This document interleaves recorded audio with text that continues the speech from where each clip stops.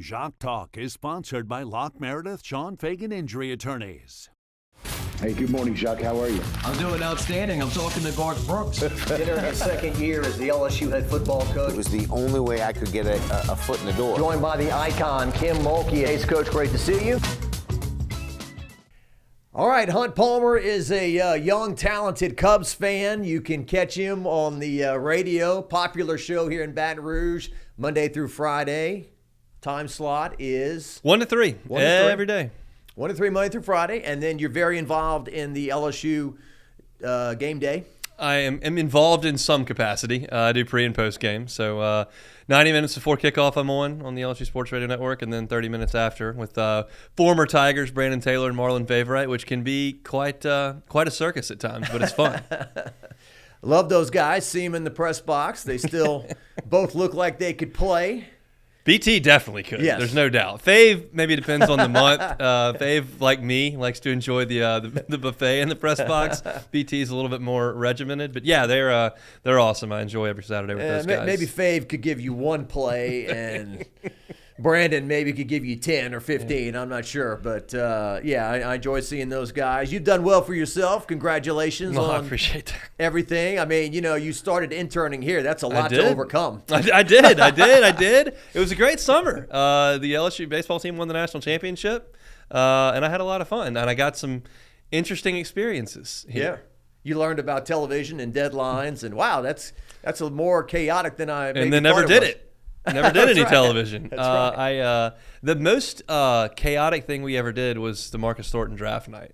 Yeah, I was an intern for that, and we went to the watch party and watched it, and then you shot the video and did the interview, and then we kind of looked at the clock and went, well, if this is going to get on the news, we better go. And that's when the interns just get out of the way and let y'all go do work. But it was fascinating to watch, and it got on the news. Was it you? Was Callie with us? There was another intern, maybe. I'm trying to think.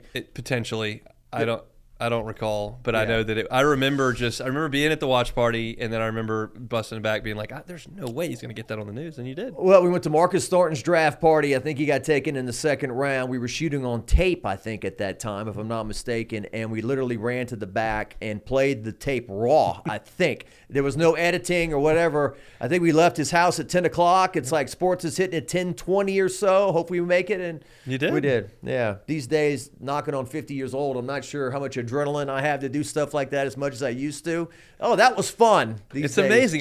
There's one time, I'll leave out the circumstances around the event, but there was an instance where I was supposed to be live on the air, and with like 9 seconds left, we were not connected. And I didn't do any of the work. The engineer was going to do the work, and it you would have never known from the other side, because with 4 seconds to spare, we were on. And at that point, you just got to act like you had been well prepared to go on. But at that point, y'all knocked it out of the park. Yeah, low key. You almost have your own case of a Cuban Missile Crisis, right? Nobody knows or whatever. The missiles were almost launched. And we then almost had disaster, but camera ready. There you go. Yeah, well, I've got a million stories. I mean, real quick, 2023 Hunt. We're in Orlando. We're about to do the LSU preseason special half hour. We've been planning. We got this big set. We've been doing all these stories. And something happened where the live view, which is how we get the shot back, would not work.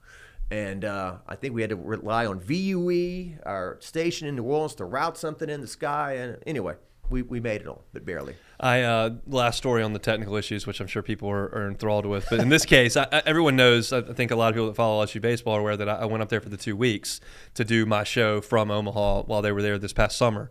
And I have been involved in some sort of media since 2009 when I interned with y'all, have written, have done it in radio, but I don't know anything about the technical aspects of what goes on. But they sent me to Omaha by myself, so I had to learn.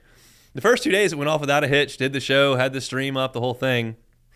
The third day, I'm talking to the producer, and I can hear him clear as bell, and he can't hear me at all. Oh, no. So we're on in like 4 minutes, and I'm like, well, if you can text me to talk, you can hear me, we'll get whatever. And then I FaceTimed our engineer who was back in Baton Rouge, and he said, hey, Hunt. I said, yeah. He goes, you see that cord that's just hanging off the side? I said, yeah. He goes, plug it in. And we were on. But I was going off like muscle memory. I don't know how any of it worked. I just knew what picture went in where, and I didn't do that one that time. Well, to wrap this up, people think, and most of the time, you get the chance. You're supposed to be sports knowledgeable. You're reading. You're supposed to be able to talk about sports, but you can drain a lot of energy just in the technical side of things. And then when you finally get on, you're kind of exhausted. Yeah, go Tigers! All right, I got a game today. That type of thing. I try not to let that happen, but it's possible. Well, look, the more things change, the more things stay the same. Summer can kind of crawl by, although for the second time in 3 summers, Jay Johnson ate up a good chunk of the summer by winning a national title. But then here we are, just like that. Half of the LSU football regular season is over with. 6 games are in the books. And it's funny now, how do we feel about things with the team 5-1? There's still some trepidation, and yet the storyline all off season was this big game against Clemson to start the year, and got to get the monkey off their back and got to start 1-0, and they did that. And then they beat a Florida team who was ranked as high as 13th in the country, but yet we still have big questions. You're graded in some sports around here on a championship curve. Football, championship curve. Women's basketball, championship curve. Baseball, championship curve. Like gymnastics now, championship curve. So it creates it's hard to get to happiness when you are on that championship curve. If LSU's men's basketball team came out of the gate 7-1 in league play, it didn't matter how they get there. If they're not scoring a lot of points, or if they're giving up a lot of points but just doing enough, like everybody's like, well, that's pretty good. But in this sport, especially on this campus, like you've got to make it look like a championship team. And we now have a lot of data to what a championship team looks like around here, and they're not doing it on offense. Now, the defense is great, and it hasn't cost them 2 games, and they still have all their goals in front of them, but we all know that if they continue to score 20 and 17 and 14 and 13, they're not going to win the SEC or make the playoff or win a national championship. So that's where the trepidation comes in. I don't know that it's fair, but I don't know that it's unfair. I just think it's the reality of the situation down here. What I'll say is this. They've got a chance to get better on offense because they've got some pieces that are proven. That defense 2 years ago was never going to get better. They just weren't going to get any better. They didn't have the guys. They didn't have the coaches. They were atrocious. Like, at least you have the sense they could get better. But if they keep playing like this, you feel like they're not going to accomplish things, and that's why this town's kind of cranky at 5-1. Well, to put my purple and gold glasses on, I was encouraged by what I saw against South Carolina in terms of them moving the ball. They moved the ball pretty significantly throughout the night. They got over 400 yards, as opposed to Ole Miss when they got 254. Florida, they got 316. The problem was they had the self-destruct button out throughout the night, fumbling at the 1-yard line going in for a score, throwing an interception at the 1-yard line going in for a score. Late in the game, you're knocking on the door. You can't punch it in. You're kicking a chip shot field goal, just like they did at the end of the Louisiana Tech game. Playing Louisiana Tech, we're kicking a chip shot field goal at the end. We can't punch it in. So, but if Nussmeier threw a beautiful pass down the field that Chris Hilton should have caught. Yep. So physically, he looks okay, I think. I saw him after Brian Kelly's press conference on Monday. He passed me in the hall. He hasn't done any media since after the Ole Miss game. Right. Do you care about that or not? It helps us, but I don't think it's the end of the world. Like, if we don't get it, I would prefer it, but I don't really care. Yeah, some people say, you're the face of the team. You need to show up. You need to do interviews, and we didn't see him last week. I mean, I don't really care and get upset about that, but some people do say that. And let's be completely honest about it. Like, you've talked to Garrett a lot on camera. Yes. He doesn't give you much, and that's fine. Like, it's just he grew up in a household with a coach. They've got a group in there that insulates that team and tells them what to say and what not to say. And, like, you can suggest to the media, like, well, it's your job to get it out of him, but you're just going to get, I'm not really here to talk about that. I'm here to talk. And it's just, that's what you get from Garrett a lot. And it is great if you want to hear from the voice of the team. And I do think that at times Garrett will try to give you a thoughtful answer of a question depending on what lane you're taking. But he's not Lane Kiffin in front of the microphone. He's not, Steve Spurrier. Like, he's not going to give you that much juice. Yeah, and I don't know if you agree with me or not, but I feel like after LSU loses a game, even though these guys are viewed maybe kind of as professionals because they're earning money, I don't really like to try to grill players about. I mean, you kind of ask them about things that went wrong and see if they'll answer it, but you don't want to put them in the position to throw a teammate under the bus or say my offensive line stunk tonight or whatever. This has been my take on this, and I'm curious yours as well. You've been doing this a lot longer than me, and your job's a little bit different than mine. So you run a lot off sound bites. I've got 2 hours. I can't fill 2 hours of sound bites, so like it's got to be a little bit more of that. But my point on this is, and this is understanding that I'm in the media, I don't really care what coaches or players say when it relates to the fans. It's not my opinion. When it relates to what? When it relates to the fans getting information. It's my opinion that fans don't need to know who's hurt or not. That's my opinion. Right. And you say, well, what about the gamblers? Well, they're gambling. I don't really care. They're gambling. That is support your bad habit. Yeah. You can do it all you want. Bet a lot. I just don't think you need to know how the left guard's ankle's doing. And I don't care if a coach screws something up. I don't care what he says in a press conference. Just go fix it. So we've covered coaches that do this stuff very differently, or it's very the same. Paul Maneri is going to tell you everything. What surgery the guy had, who should have caught the ball at first base, what you got to throw. He's going to tell you everything. Les Miles is going to tell you nothing. Ogeron told you everything. Ogeron will tell you everything. Jay Johnson won't even tell you who the pitcher is an hour before the game. And I just don't care what they say. I don't feel like you have to answer for things that happen. Okay, your football team, say they lose 3 in a row. I don't think Brian Kelly needs to come tell me in a press conference why they lost 3 games in a row. Right. If he wants to, he can. But the thing is, don't lose the 4th one. That's where I've come. And I think there are a lot of fans that feel like, well, you lost, and I pay for season tickets, so you better tell me what you're going to do to fix it. I don't know. You just go fix it. I don't really care what you have to say. So that's my contention on press conferences and answers.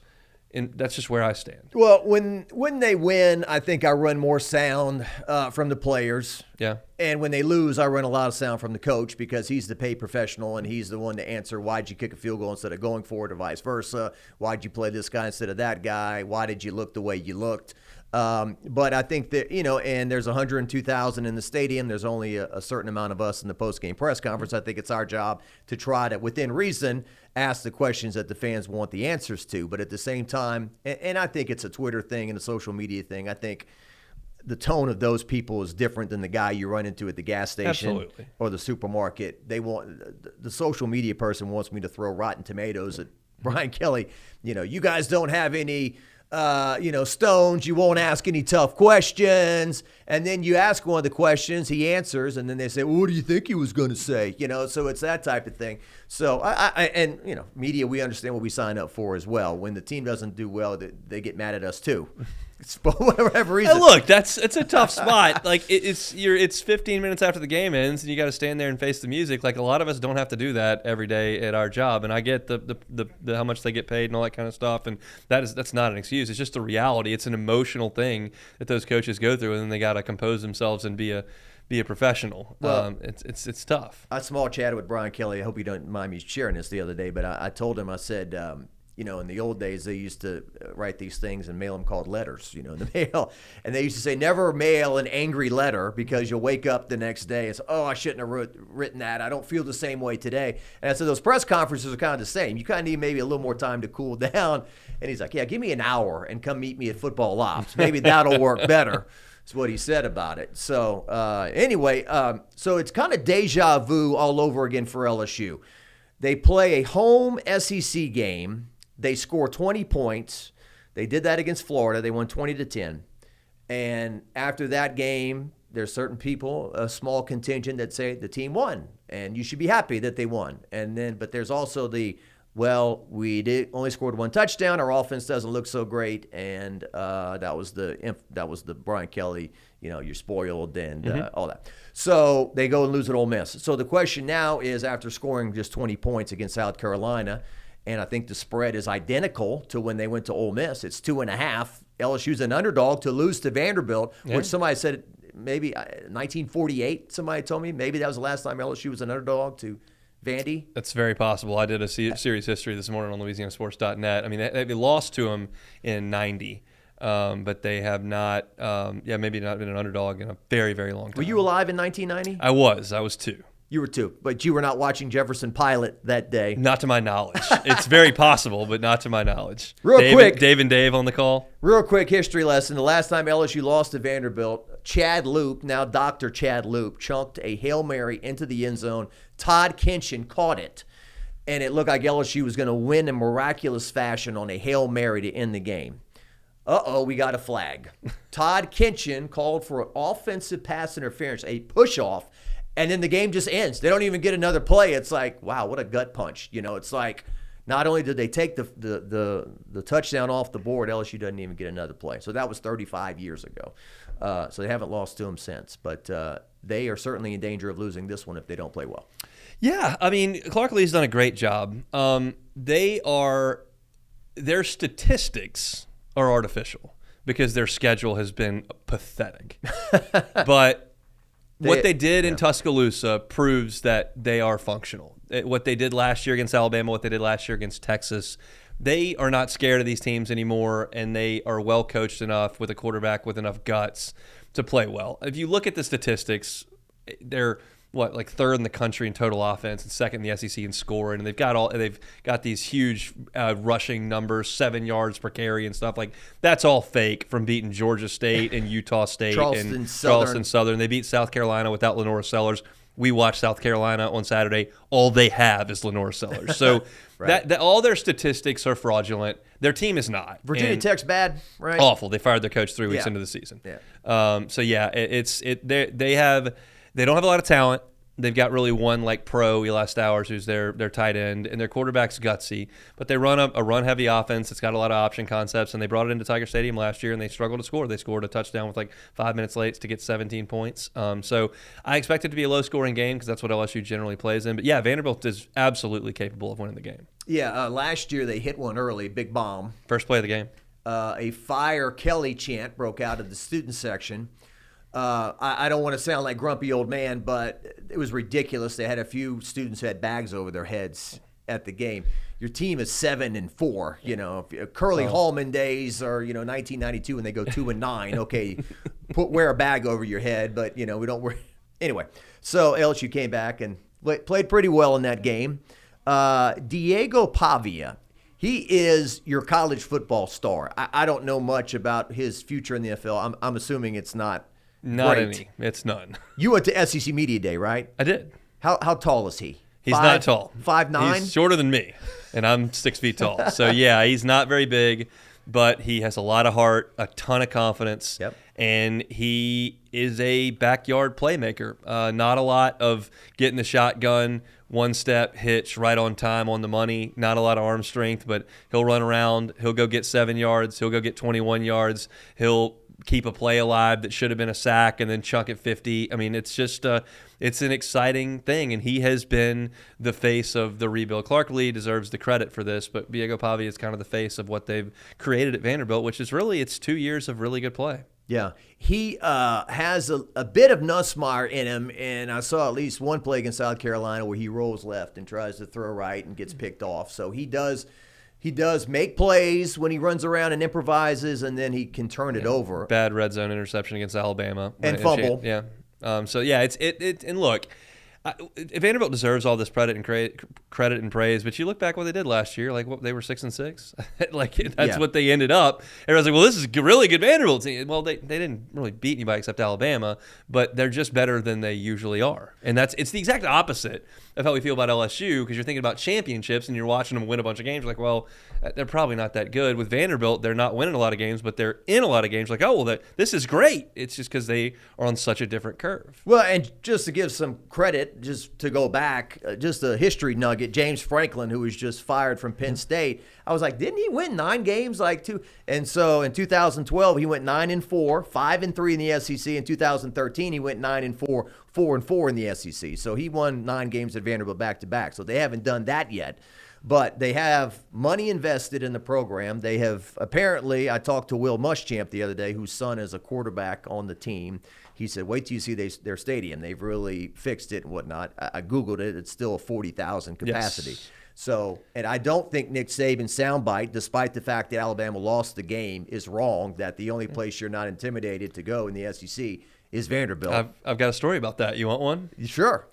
My dad, who retired back in January, has decided he's going to go travel and do some things, and one of them is go to a road game every year for LSU football. So he's never been to Nashville before, said he wanted to go to Nashville. So he got a bunch of his college friends, they're all 70 and retired, and so they're going to go to Nashville on Wednesday and spend the weekend there. And there's 16 of them. And he called Vanderbilt in the winter, or in the spring, said, hey, I've got a group, I'd like to get tickets. I realize you probably can't sit together. There's 16 of us, but I'd like to, get some tickets for the game. They said, and so he's talking to a student assistant at Vanderbilt. She says, okay, there's 16 of y'all? Okay. And my dad's like, yeah, just, as good a tickets as you have. I know it's not that big a stadium. I said, okay, I have 8 on one row together and then 8 the next row behind it together. So 16 together in section 109 or whatever. And my dad had the seating chart. He goes, 109? That's at the 50-yard line. She said, oh, yes, sir. He said, well, what do you charge for those? She said, oh, they'll be $95. He goes, I'll take all of those for our. So they got 16 tickets on the 50 together. Your dad's probably thinking 2 here, 4 there, 4 there, so 2 here. It's still not must-see football up there in Nashville, and it's still not going to be a difficult environment if an LSU fan's calling the calendar year of the game a few months in advance and got 16 at the 50 together. Well, Hunt, I've gone up there the last 2 times LSU has gone there. 2019, LSU scored 66 points with the Dream Team. They could have scored 100 that day. I mean, Jamar Chase is just running through the secondary like Justin Jefferson and all those guys, Clyde. And I think they announced the attendance at 32,000. And I remember the post game, I said, Coach O, they said there was 32,000 people here. How many were LSU fans? About 30,000. And I think he was right. I mean, it was purple and gold. I mean, I felt bad for the Vanderbilt players. They got this mascot guy who comes out with this anchor, and he throws it into the turf, anchor down, and they had like this little pocket of black and gold. Yeah, cheering. It's like, man, the SEC and all their venues, they just are so out of place. But, I mean, they're coming along. I'm not trying to make fun of them. But yes, you are. You're trying to make fun of them. It's like, but you think people want to go, young people want to go to places that are fun and exciting. Nashville is amazing, right? It's awesome. I love Nashville. The last time I was there, LSU was playing in a super regional against Tennessee. I was on Broadway watching it. Yeah. Well, and in 2020, I went to that game. That was a COVID year. Yep. When Miles got hurt. The week after was at Missouri. Oh, he got hurt at Missouri. That's right. They won. He threw for a bunch of yards at Vanderbilt. Yeah, they were very strict on the COVID. I think they let 2,000 students in, and that was it. They wouldn't let parents in. They wouldn't. It was over the top. But Miles Brennan, they won 41-7 that day over Vanderbilt. And way back when, 1997, Cecil Collins broke his leg. LSU won 7-6 the week before they upset Florida when Florida was number 1 in Tiger Stadium. That was the last down LSU Cecil Collins played for LSU at Vandy on that god-awful turf back in the day. Yeah, I mean, I used to say there's the 2 best words in SEC scheduling are at Vanderbilt. I don't know if that's perfectly true anymore because it used to be an awesome trip, guaranteed win, and come on back home. And I don't think you have that anymore. Considering the time slot's the same. The time slot is the same. You still got to get up early, do a little breakfast football. But hey, I got the post game show host does not hate the 11 o'clock kickoff. I promise. Yeah, Clark Lee, real quick. 2-10, 5-7, 2-10, 7-6. He's 5-1. They've got to be viewing this game as like we can beat these guys.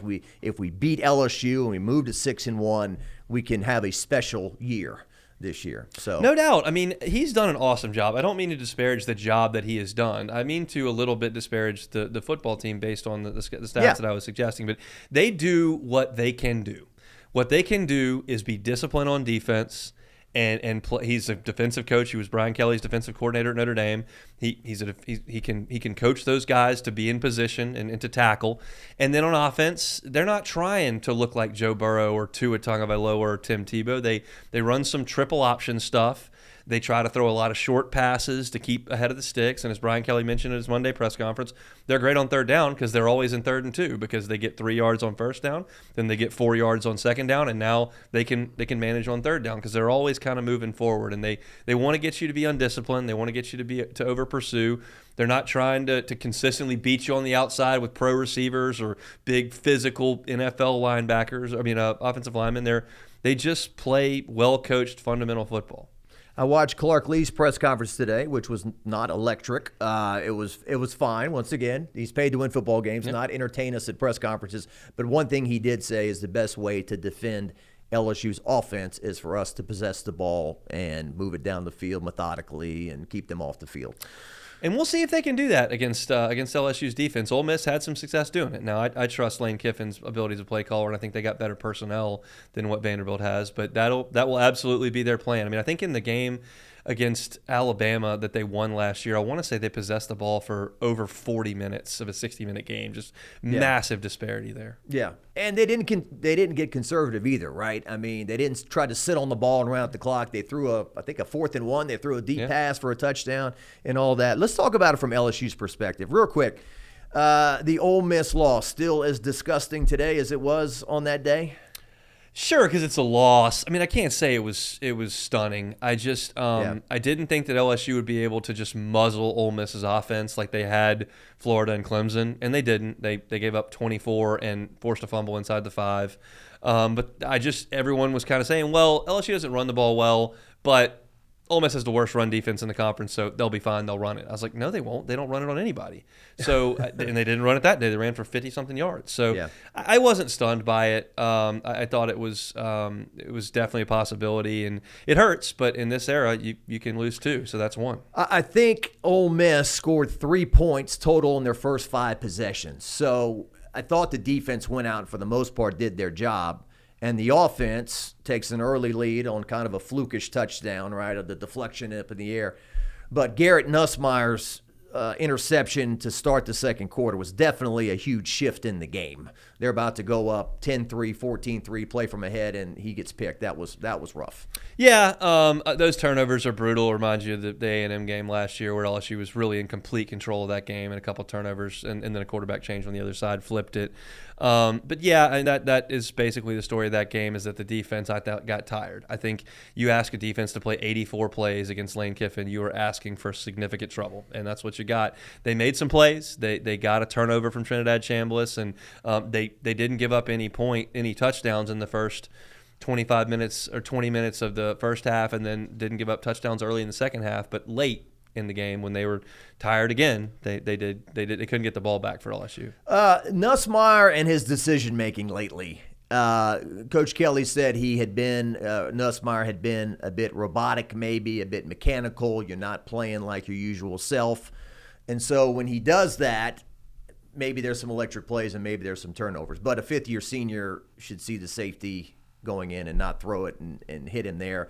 The Florida game, late in the game, when he rolls right and he throws across, it was bad. So he hadn't thrown a ton of interceptions. He threw 2 the last game. And granted, the first one came after Chris Hilton didn't catch the bomb. They should have maybe scored a touchdown. But what are your thoughts on that? So Matt Flynn, who does our morning show on ESPN Baton Rouge, did a great film breakdown of the first interception that Nussmeier threw. And this is not something I would have picked up on, but a longtime NFL quarterback saw it immediately. So Juwan Johnson was on Nussmeier's right when they lined up, and they saw a potential blitzer on the left, so Nussmeier moved him to the left. And then the blitzer did not come. And Juwan Johnson's role at that point when the blitzer does not come is to get out in the route, but he's supposed to be out on the right. But since Nussmeier moved him, he didn't run to the right. He kind of floated down the left. And when he floated down the left, a linebacker went to cover him and got right in the line of sight of a wide open Kyle Parker. So Nussmeier saw him and tried to throw it over the linebacker's head to Parker. Well, it sailed over everybody's head, and the safety deep caught it. If Johnson is in the right spot there, it's an easy pitch and catch. Now, Nussmeier has to read all that and not make the throw anyway, but it was miscommunication from a running back that doesn't know every single step of that position, and it was something that cost LSU a turnover. And so that's 2 very coachable things or fixable things. Hilton, catch the deep ball, and second, Juwan, go to the right, not the left, so that Parker, when he comes open, is wide open. So Johnson accidentally brought a defender into the area when he of should Parker. have been. Yeah, he made it more crowded than it needed to be. And you can tell Johnson does not. You can tell when a guy's committed to the route he's running. Johnson just kind of floated. Like he knew the blitzer didn't come. He was there to get the blitzer first. He didn't come. So then he just kind of like started drifting back, and the linebacker just got right in the way. Another coach was saying, "Fake it till you make it." Yeah. Maybe you try to. I know what I'm doing here. Yeah. And so also the running game, and Brian Kelly said, "Of course it's better this way." To turn around and hand the ball to a running back 15 times in a game is probably better than to give a wide receiver 4 carries and then Harlan Berry 7 carries and this guy 6 carries. It's nice to kind of get one guy kind of warm and into the flow and get him going. And, Caden Durham had 15 carries for 70 yards in the game. The running game had a lot of positives on Saturday night. It wasn't dominant. It wasn't, it wasn't prolific or highlight riddled, but it was much better. First of all, they did different things. They got under center in the first half of the game. That was a loss of 3, but they got under center and ran it. They did some wildcat with Juwan Johnson with Malachi Lane in there at fullback. They put Jack Pyburn at fullback. They gave Harlan Berry 3 carries in the first quarter after a nice finish to the Ole Miss game. They, as you mentioned, gave Caden Durham 15 carries in the game. They did different things in the run game to try to get it moving, and they had 4 carries of over 15 yards. They had at one point Caden Durham, after the first 2 runs, which he was stuffed in the backfield and then only got 1 yard on his first 2 carries. After that one, 9 of the next 11 carries that he had were efficient runs, which means they either got 3 yards or got a first down. And so that's moving in the right direction. They don't have to be the SMU Pony Express or Leonard Fournette's offense to be functional. They've just got to do what they did against Clemson and what they did against South Carolina. Give me 120, 160, bust one for 50 every once in a while, get some first downs. Now, they need to punch it in late and get the touchdown, but there were some good things. Again, not dominant, but encouraging. Yeah. Well, this is part of the show when Jacques brings up stats that mean nothing, but just to plug them in. So in 2023, I've heard people say LSU hasn't been able to run the ball since Brian Kelly got to LSU, outside of Jaden Daniels, and that's not a running game. I say that. You say that. Okay. There was one chunk of time during 2023 in which Logan Diggs, against Arkansas, had 14 carries for 97 yards. At Ole Miss, he had 19 carries for 101 yards, 2 touchdowns. At Missouri, he had 24 carries for 134 yards and a touchdown. And against Auburn, he had 18 carries for 97 yards and a touchdown. The last couple games, he tailed off. But I just thought of that and brought that up to say, if they can get that out of Caden Durham the next 4 games or so, as they enter this gauntlet of at Vanderbilt, they're coming back to play Texas A&M at home, who's a top 5 team, which I've looked at their schedule. They beat Notre Dame on the road. That's big. They've played well, but do we still know how good Texas A&M is or not? And then you're going to go to Alabama, which I think, listening to Charlie and Jimmy, that's going to be the biggest underdog that they've been all year at Alabama, who's top 7, number 6 or 7, whatever they are in the country. As you go into these 3 games here that are huge. Yeah, this is the way that I've kind of talked about it since they left Oxford. If you can find a way to beat Vanderbilt, you can beat them 18-17, you can beat them 48-47. Like if you can beat them by 1 point, you're 6-1, and you come home. Game day will be here, 6:30 kickoff on ABC night game, and the eyes of the country will be on you, and the crowd will be as good as it possibly can be. Now, we were in the stadium on Saturday; it was terrible. It's like that sometimes. Brian Kelly even said it in his opening. Well, everybody left. It was just empty in the second half. Yeah. And look, do whatever you want to do, but I'm going to comment on it. There was nobody there. Yeah. So that won't be the case. Texas A&M comes in here, and you've got 6-1 against 7-0, number hypothetically 8 versus number 3. Like it will be full throat. Ole Miss last year, out of control, and that gives you a chance to win that game. Then all of a sudden, you can change the narrative about how they're winning or what they're doing, and it doesn't matter because they could be 8-1. Now we're talking super hypothetical here, but that's not super far-fetched. Beating Vanderbilt and beating Texas A&M on your home field, which you've done literally every time you've played them since they joined the league, it changes the narrative, but you can also go lose them both, and then we'll have a big old discussion. So that's how quick this sport shifts. And that's why, you don't get that really in basketball. You can have 2 bad weeks in basketball. Just show back up. You can have 2 bad weeks in baseball. Show back up. Football, you have 2 bad weeks. turn the lights out. Yeah. Well, what is old is new again. That would be if LSU wins these 2 games and Alabama whole serve 2-week build up to a LSU-Alabama clash in Tuscaloosa, back to what it's usually been. And LSU actually won 2 of those. The ones that have been big clashes here in Baton Rouge haven't gone as well, but it takes a really good team to go do it. But that's what you have to hope for. But they gotta play better.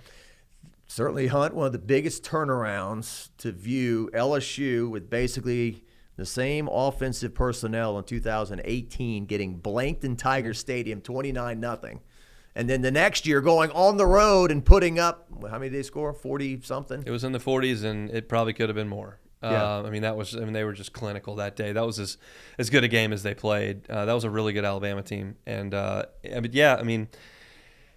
that's the thing, is that I don't believe for 15, 18 years you had a firewall at the top of the conference that was Bama's here, and at the very end, Georgia's here. And if you are not absolutely elite, you will not get through that firewall to Atlanta, to this college football playoff, to win a national championship. A&M found that out the COVID year. They were really good.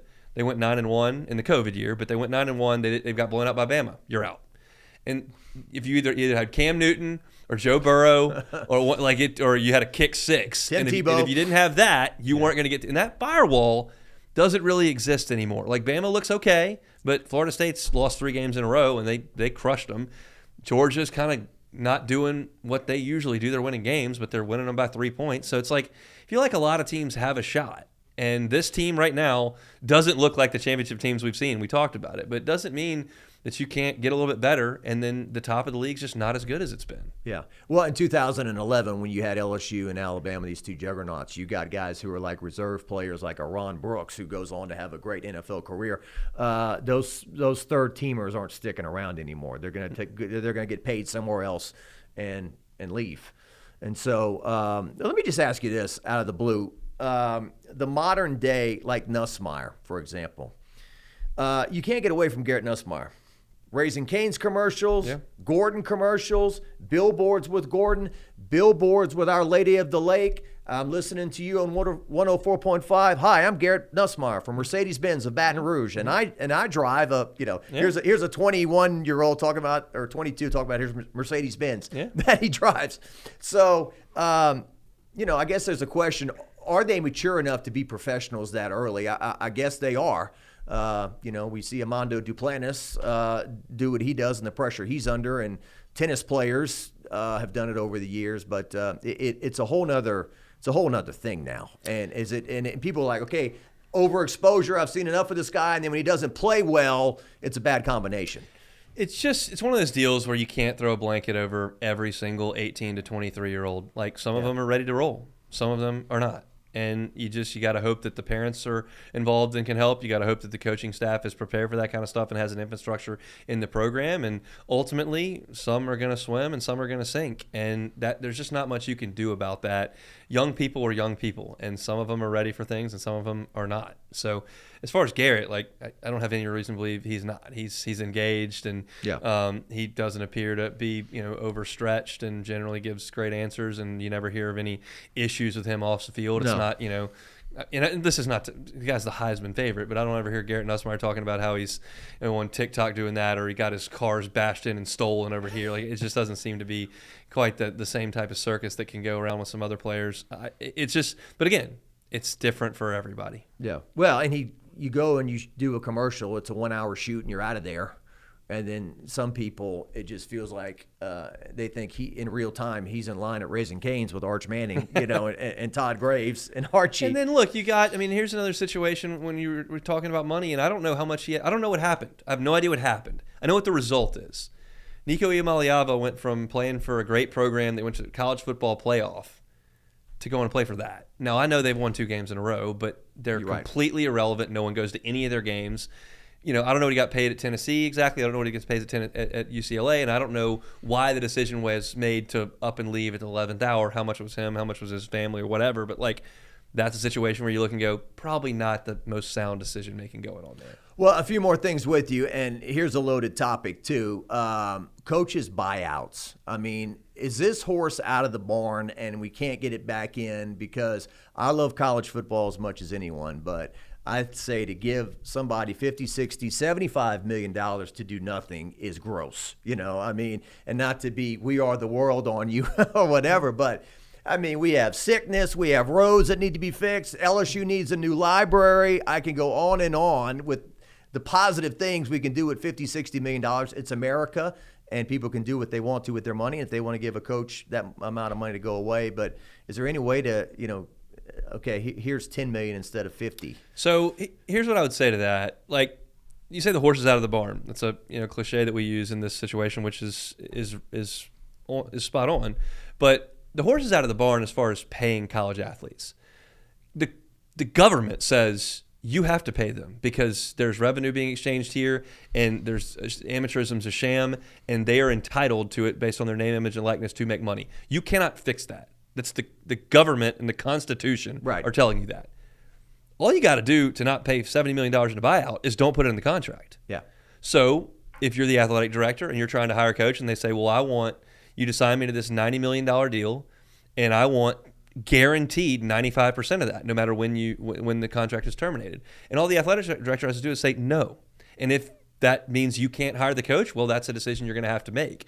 But somewhere along the line, these agents started baking that in, and the athletic directors... One agent in particular, well, Jimmy Sexton did, but I mean, he's not alone. Yeah. And all you got to do is say, I'm not doing that. Yeah. That's not going to be in the contract. And I have a pool of money here, and I've got to spend $20.1 million on my players, and I've got to handle facilities, and I've got to handle assistant coaches, and I'd love to have you, and we got a contract here for $91 million over 8 years. But what's going to happen is if there's a termination, and I realize I've never been in these, and it's easier for me to sit here and talk to you about it, but like we're going to put language in there that says that, the buyout de-escalates over time. That's... I'm not an attorney nor an athletic director, and nobody's going to hire me to do either one ever. Yeah. But like all it is just it's a negotiation, and the coaches have just taken these athletic directors to the cleaners. Well, I just think, I'm speculating here, but I just think that these athletic directors have a window of time to get a coach to the podium. In LSU's case, Brian Kelly, all right, Lincoln Riley, whatever happened with Lincoln Riley, he didn't come here. And it's like, we got to get a coach up there. Time is ticking, recruiting, whatever. And, okay, Brian Kelly wants that. All right, that's not what we want, but we got to hire a coach. And he's a big-name coach, and he's an established, highly successful coach. And it's amazing to me, Hunt, I don't know about you, how many people still come up to me and say, Brian Kelly's got a 10-year contract that's 90% guaranteed. Yeah, it's been that way since day one. And look, leverage is a hell of a thing, and every situation in that realm is different too. I would argue you probably were competing with nobody for Ed Ogeron when you did the contract extension. I don't think he was going to leave. Brian Kelly may not have come from Notre Dame, where he had a pretty good spot, if you didn't beef up the cash. So every situation is different, but I think that athletic directors need to. They're money managers in the biggest way, and so you've got to make sure that you've got available funds, and you get yourself into a hole, and you've got a coach that's not getting it done, and now you've got to buy him out and pay him. That's cutting into what you can pay your players. It's cutting into what you can pay your next coach. Cutting into what you can do with your facilities. So it's something that's got to be talked about for sure. Well, pretty unusual to get a 60-year-old all-time winningest coach at Notre Dame to leave for another job. That doesn't happen pretty often. But to your point, Kelly's career has run parallel to the uprise of NIL and transfer portal and whatnot. Do you find it harder now to evaluate who's a good coach and who's not? Because you probably think to yourself, well, are they supporting him properly in the NIL? Like Mike Gundy, for example. I would never say he was upper echelon, but he was pretty... He did a great job. Great he had job. a great run. Yeah, and he just got left behind in this thing. Well, he didn't want to pay his players. And then T. Boone Pickens died, and now, who do I call? He didn't want to play by those rules. Dabo Sweeney. Yep, and he's figuring that out the hard way. They're not as good as they need to be, and he dipped into the transfer portal for Will Heltz on the defensive line, but you got to do more than that. And so you're seeing coaches quit. Like Jim Larrañaga just quit in the middle of the season at Miami as the head coach there. Bruce Pearl, he didn't say that's exactly why he left, but he got out. Nick Saban said that's why he left. Like, You're seeing some. Jay Wright said, "No, I'm good." Yeah. That's just the nature of it, and those guys have been paid well enough that they don't have to grind like that. And if you've still got goals to reach, then you got to play by those rules. But if you don't, then yeah. Well, it's hard to imagine any scenario, and you probably would agree with me. You hate to take phone calls sometimes because there's two calls: fire the coach, bench the quarterback. Those are the two that you get over and over again. And you've been talking about it for a couple. People drink and LSU loses and fire Brian Kelly, and you have to tell them that is ridiculous and it's not going to happen. Now, I guess as years go by, and if they don't reach their expectations and keep missing playoffs, then it becomes more of a realistic deal. But I don't see any scenario in which it happens at the end of this year unless it's not going to happen. But you kind of wonder, would they be better, or at some point, are you better paying like a Blake Baker $4 million and investing another $6 million into NIL? Or how confident are you can get Blake Baker for $4 million if you go to him and say, I mean, that's just part of the deal. It's so it's just I understand fans love to say fire the coach. It's the easiest thing in the world to say fire the coach because automatically you're gonna get the next great thing. They said fire the coach at Tennessee when Phil Fulmer was there, and they ended up with 15 years of disaster. They wanted to fire Mack Brown at Texas, and they ended up with 15 years of disaster. Gus Malzahn at Auburn. Yeah, Miami fell off a cliff. Auburn hadn't found it yet. I mean, it's just hard to win, and it's very, very rare that you fire Mark Richt, good, and then you get Kirby Smart. And we'll see. Penn State just fired Mark Richt. They fired James Franklin, who was going to win you 9 or 10 games every year and had the chance to maybe climb the mountain. He never did. We'll see what they get. The odds are the next guy's not very good, but there's a chance you get the great one that leads you for 15 years. So that's what fans always want to do. Well, and I'm not talking down on fans. I understand some of the Brian Kelly fatigue at this point. Sure, I understand some of the, we got to coach better, we got to do better every time they lose a game. And, if they go to Vanderbilt and they don't come through, hopefully they do. But,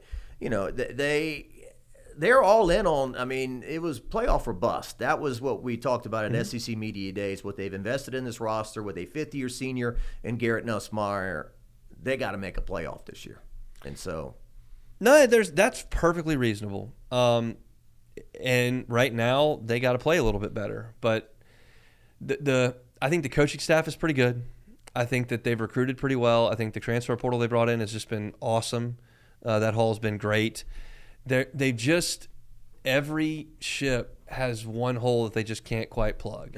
They had such an unbelievable offense 2 years ago, and then the defense wasn't quite there. And then last year they threw it great, and the defense got better, but they didn't run it, and the defense wasn't as good enough. And then this year they finally fixed the defense, and it's now great, and the quarterback's okay, and the running game went to – it's just so – it's hard to plug all those holes in the ship, especially when your roster turns over massively every single year.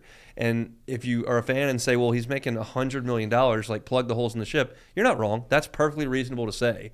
It doesn't make it any easier. So there's not a lot of sure things in college football. There's a sure thing going on in Athens right now. There's a sure thing going on in Columbus, Ohio. Texas showed up. Texas has been bad this year offensively. Like there's just not another one that's a model of consistency. So it's tough. Would Richard Condon agree with everything that you just said? Richard Condon would disagree with everything I say, which is just fine. You're being soft. He's my biggest fan. Well, he's got a fun little thing. I don't know if he created it this year, but it's this sparring with you and the younger guys, Moscona. It's a one-sided spar. I haven't responded to Rich in like 2 years, but I get 4 or 5 tweets from him a day. He's free to do that. He's really good on his history of LSU. Like this happened 15 years ago, and this happened 20 years ago, and stuff. I laughed at Moscona one day. He said somewhat, your VHS copies of these games. He does a little bit of iPhone recording of the computer screen, which is fine. Rich can do whatever it is that he needs to do. It's a little grainy. It's a little police footage like. All right. Before I let you go, anything else we should talk about in the grand scheme of Scott Woodward? He's done a kind of.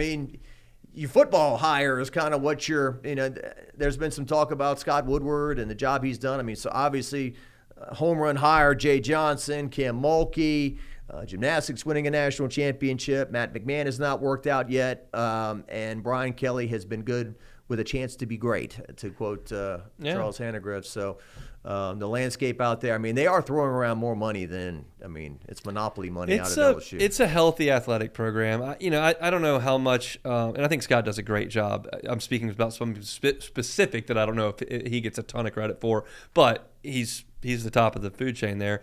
LSU's on a 6-year heater right now in terms of exposure, star power, that nobody in the country can really match. When you look at the football team winning the national championship in 19, 2 Heisman since then, Cruz and Skeens win a national championship, Golden Spikes, national pitcher of the year, first pick of the draft. Skeens now starting the All-Star games, going to win the Cy Young this year. He's now dating Livy Dunn, who's the biggest superstar in women's sports in terms of social media following.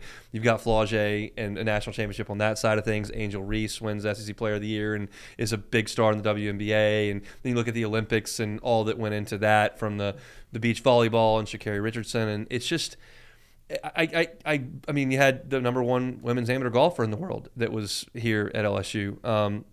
So it's amazing, the star power and the championships and the awards. And then you've got Prime coming down to do a documentary, The Money Game, on LSU specifically. There are a lot of athletic programs that are as successful as LSU in terms of wins and losses. I can't think of one with the star power and what LSU has been on the national stage over the last 6 years. It's been amazing to sit back and watch. Yeah, I agree. Well said. You can go to you can go pump gas right down the street from LSU and bump into a Tyrann Mathieu or a Leonard Fournette or a superstar. You can go see Kim Mulkey, or there's a lot of superstars that. There's a lot of winning going on over there, and it's fun. It's, as we've said, like, if it's purple and gold and it wins, people show up to it. I'm stunned pleasantly at the amazing draw that gymnastics has been. When I got here, when I got to Baton Rouge, I don't know of anybody that went to a gymnastics meet. Now they sell every one out. It's if you're all purple and gold and you win, you put on a good product. It's amazing to see. Yeah, and let's just finish with this. You mentioned it earlier, the national championship or bust mentality.